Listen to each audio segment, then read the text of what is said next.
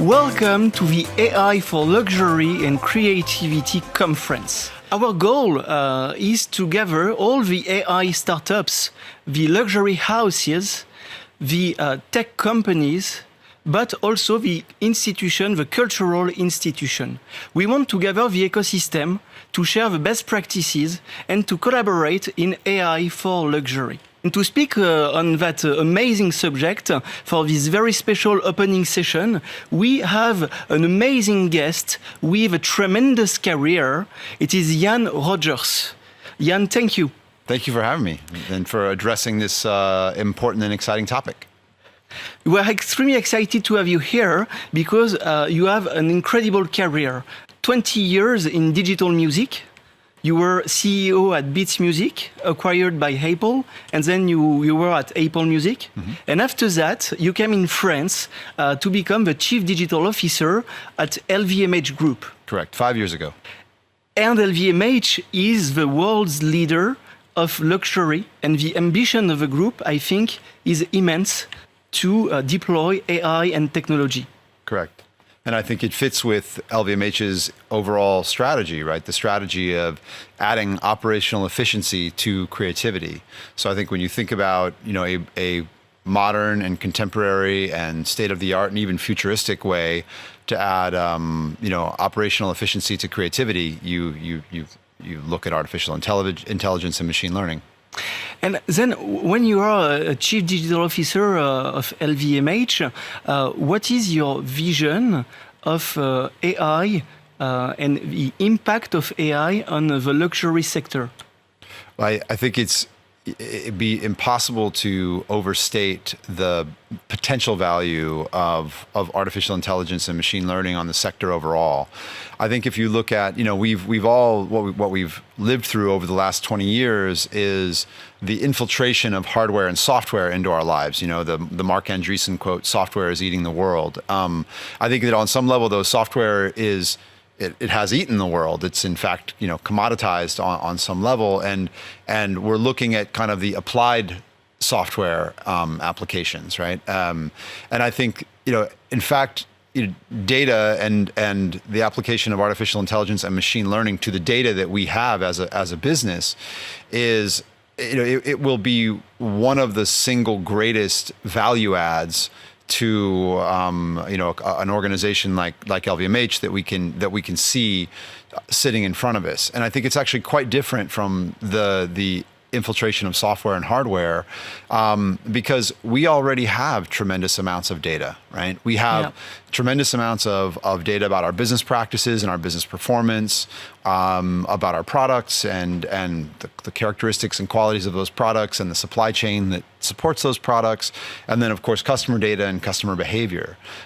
So when you think about making your business more intelligent about all of these assets you own, that's actually different than what we've experienced with the rise of the internet. It's an even greater opportunity. Do you think that we are at the beginning of a new era, like 20 years ago with the beginning of internet and the digital music? Here we are about to start something huge. I don't think there's any. In my mind, there's no question.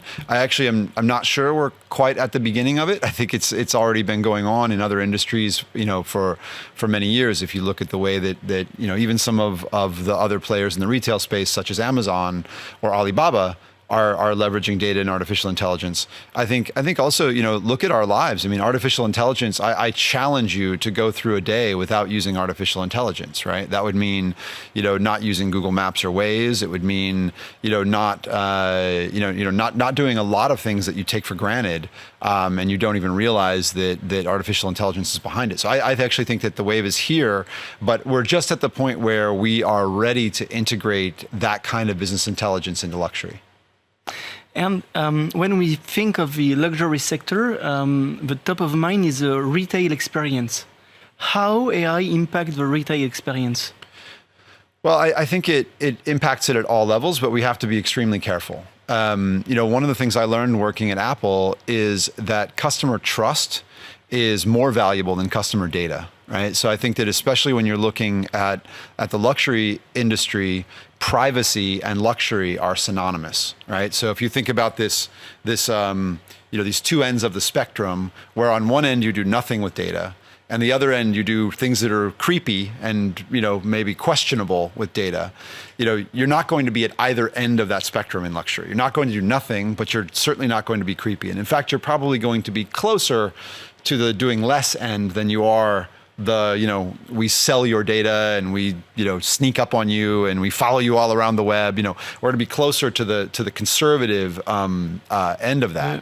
But I think that what we will do. The other thing is, as I said, that luxury and privacy are synonymous, but also luxury and personalization are synonymous. So when you think about a luxury retail experience, it's highly personalized. They know who you are. They know the name of your husband or wife. They know when your wedding anniversary is, even potentially, and you trust them with that data because they provide you incredible service around that data. So I think that's the key. I think the answer is we will do things with data which are in service of the customer. If you wouldn't tell the customer you're doing it, you wouldn't do it, right? It's not behind the scenes. It's not hidden. And if the bar is, does it benefit the customer? If it benefits the customer, then we want to do it. So the most important thing is the trust of the customer. And once you have this trust, the new thing is the personalization. But if we can have a customer experience personalized, also can we have luxury goods personalized? Potentially. So you're asking, does it go beyond the kind of the retail experience and into the product? I would say, look, it is certainly about personalization in the retail experience. It's also about operational efficiency, right? So think about the way we do production. If we talk about waste, we talk about a product which unfortunately gets destroyed. Why couldn't we use data to make the right products for the right people, which is what you're suggesting, and maybe even in units of one. You make the one that you want, the one that's right for you. Well, you certainly do that with marketing, right? When you get an email, we want to give you an email that you want to get, right? I mean, we don't want to, send you an email that's unwanted. So if we can make that email more bespoke for you, then that's a great thing. Well, I mean, you can imagine that kind of naturally going into products as well. But there are other dynamics in that. I don't think people want personalized products just for the sake of having personalized products. Actually, in the LVMH group, you have 72 luxury houses. It's a lot. How do you help the houses to deploy AI?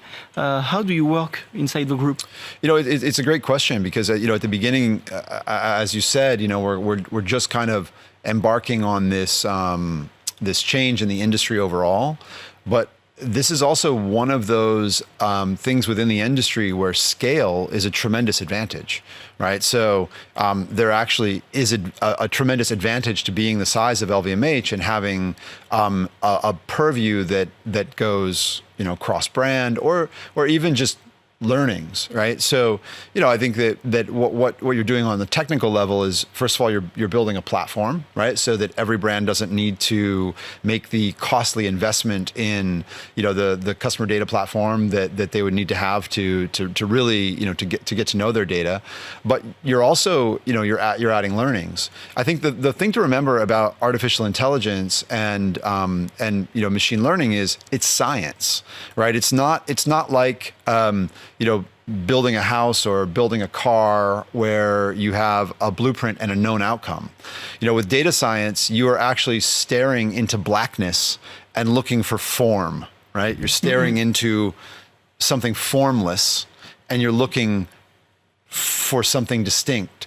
Clear. That requires experimentation and it requires science. So I think that the advantage we have, with the scale of LVMH is as you make discoveries, you can then apply those discoveries in a variety of situations. I think also, if you are a data scientist, it's quite a bit more fun to work, at a place like LVMH than it is for any particular brand, right? Because as a data scientist, when you're really flexing your skills, looking at a variety of problems is more informative and potentially more interesting, potentially more fun than looking at a very narrow problem domain. So, I think that's where kind of, I think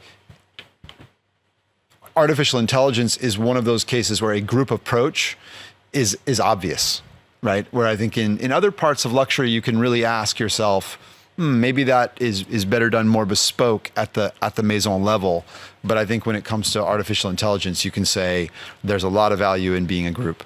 Actually, the main point in AI, and we saw that in the other sectors, the topic of the year regarding AI, it's AI at scale. And clearly, with a group with the size of LVMH, it makes it easier, I think, to scale AI. Yeah, I mean, you need a scale of data, and I think it's with luxury relative to relative to a business of selling a cheaper, more commodity product, you actually have less data. You have fewer customers than say, if we were, Walmart or Amazon, we have a smaller customer base. So you do need to get to that scale of data, and being a group helps us do that.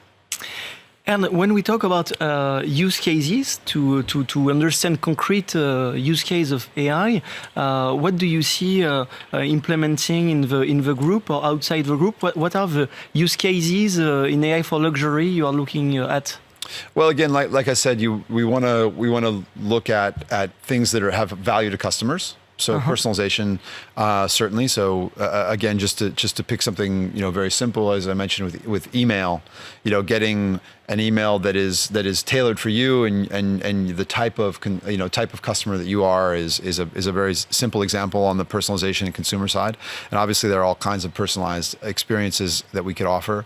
I think also, as I mentioned, in the supply chain, making sure that there's efficiency there. Again, our operating model is to add efficiency, and that efficiency does result in things that customers care about, like sustainability, like less waste. And I think if you look at the way that luxury is changing, to get to a more specific point, you hear people talking about these changes in the industry, such as the changes to the calendar, right? And the changes in the way that we distribute.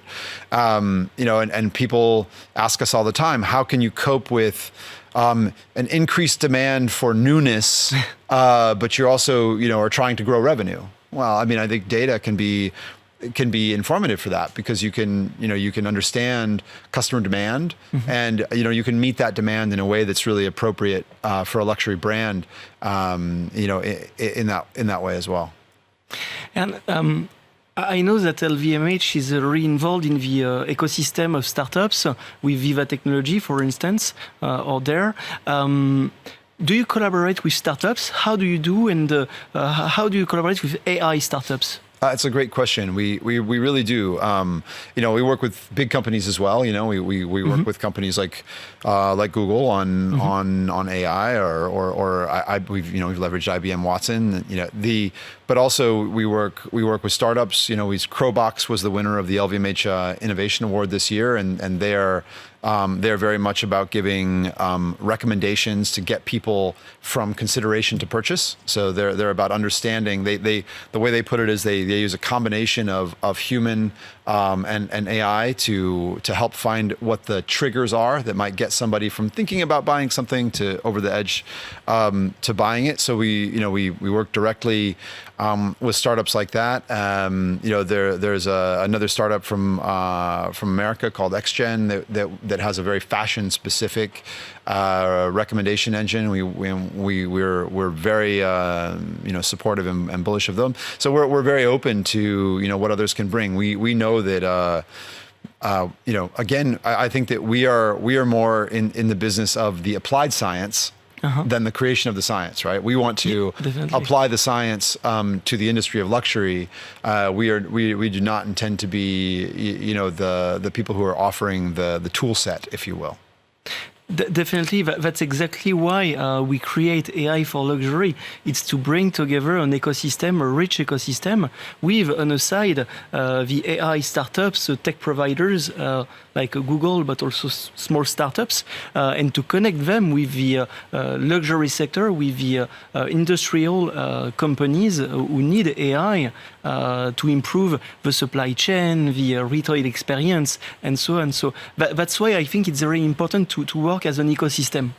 I completely agree, and really, coming from the music industry, it's one of the things I love about luxury is that the music industry was more of a it was less of an ecosystem, put it that way, and they were less welcoming to the people who could help them take that ecosystem to the next level. I have found that luxury, put it this way, it has not been hard work to convince the executive committee of LVMH that that this is something that we should pursue, that our data is an underleveraged resource, that artificial intelligence is a value contributor to our future. Since I arrived at the company 5 years ago, everyone from Bernard Arnault on down has said, I believe that.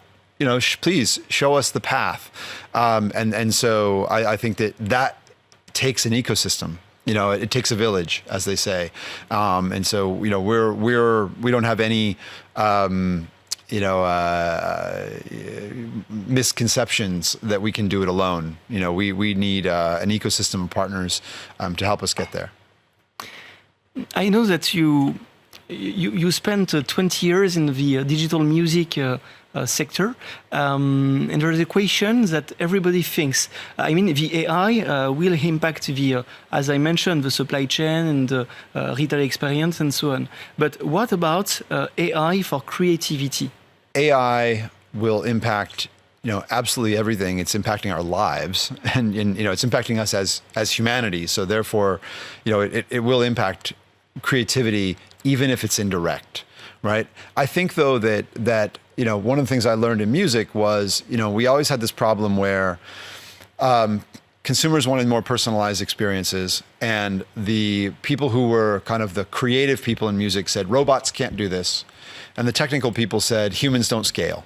And there was this divide between the two of them. And what we found at Beats Music and Apple Music was that actually the combination of those two was the magic sauce. That what you needed human beings to do the initial curation. And then once you had a curated set, so in other words, once you had taken the 50 million songs that are available on Spotify and narrowed them to the 900,000 songs that people actually like, now you can do a great job with artificial intelligence of recommending.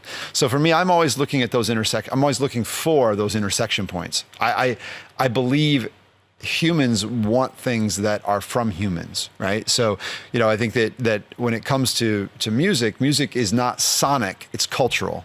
A Radiohead fan doesn't want a band that sounds like Radiohead. They want something that has a cultural similarity to Radiohead, because that's where we live. And I think the same is true when it comes to creativity. We want to exist, in a cultural space. We want to, and that is intrinsically human. And the more time we spend with screens, the more time we want away from screens, right? Or the more premium time away from screens becomes. So I think that we really, should be considering artificial intelligence in our world. We should be considering artificial intelligence first and foremost to help us be more intelligent as businesses. Again, if you think of LVMH exists to add operational efficiency to creativity. Mm-hmm. Let's apply AI in that operational efficiency. Let's let creative people be creative. If the creative people want to leverage artificial intelligence, let's let them do that. I wouldn't stop them from doing that, but I certainly wouldn't walk over to a creative person and say, you should use more artificial intelligence. That's not something I will ever do. I think that creativity should lead the way, and we should be there to support it. The technology finally is just here to support humans' creativity. I believe so. And if the creative human wants to leverage artificial intelligence to do that, and there are certainly examples of that, I wholeheartedly support them. If that creative individual wants to throw their cell phone off the bridge into the Seine and craft that way, then I support them in doing that too. Well, that's amazing. Yann, the last question. What is the next big thing in AI for luxury or AI for creativity? What is the next big thing for you? I think the biggest thing for all of us to think about is that there is going to be a gap between the companies who know how to leverage artificial intelligence to become more intelligent about their businesses and the ones who don't. And so what that doesn't mean that you build data as a repository and a library. That means that you actually, as I was saying, you look into, the darkness, and you find intelligence that you couldn't have found previously with your intuition. There will be some companies will begin to pull away, from the others by doing that, which is why I think that what you're doing with this conference is important, and what we're doing with AI machine learning at LVMH is important, because I really believe it is, existential to getting our businesses to the next place and remaining competitive in the coming years. Well, Jan, thank you very much. We were extremely excited to have you for this opening session. Thank you for having me. I appreciate it. Thank you very much. And we had this very first session of AI for Luxury and Creativity Conference, a digital conference gathering all the AI startups, luxury houses, cultural institutions, and tech companies. Congratulations. Thank you, Jan.